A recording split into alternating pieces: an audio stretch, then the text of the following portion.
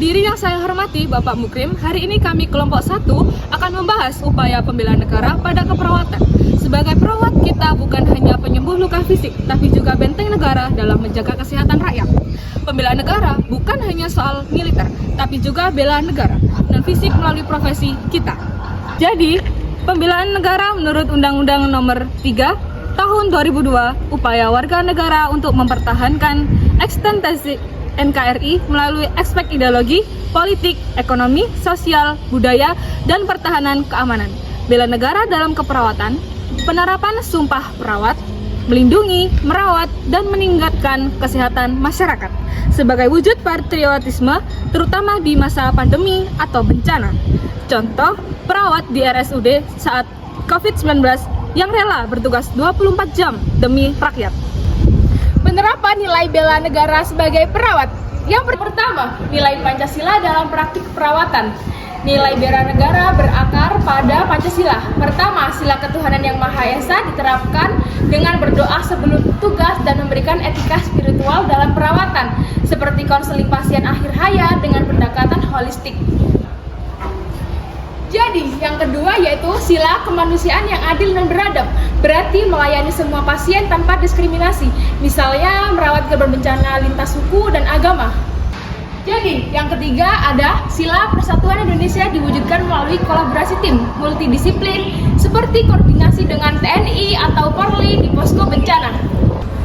Jadi, yang keempat ada sila kerakyatan yang dipimpin oleh hikmat dalam kebijaksanaan. Bentuk edukasi masyarakat berbasis bukti seperti kampanye vaksinasi di desa terpencil.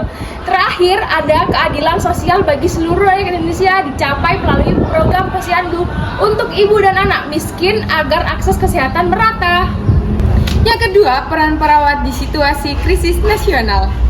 Perawat adalah garda terdepan bela negara di situasi pandemi atau bencana. Kita ikut Satgas COVID-19 atau BPBD seperti 1.500 perawat relawan pada 2020. Kedua, dalam keamanan kesehatan, perawat berperan deteksi dini wabah seperti TB dan DBD untuk mencegah ancaman nasional.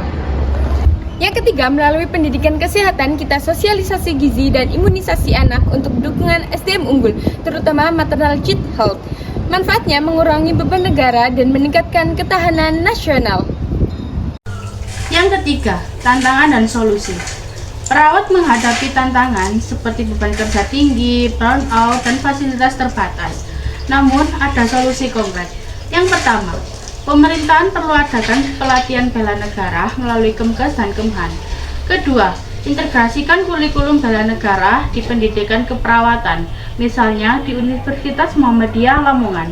Ketiga, lakukan kolaborasi profesi dengan ikut Hari Pahlawan Nasional bertema bela negara. Contoh kasus nyata, perawat di Papua yang merawat korban konflik sekaligus edukasi damai kepada masyarakat. Strategi harian yang bisa kita terapkan, yang pertama, lakukan dokumentasi akurat menggunakan RCA dan FMEA untuk mencegah kesalahan medis. Kemudian kedua, komunikasikan dengan empati kepada setiap pasien.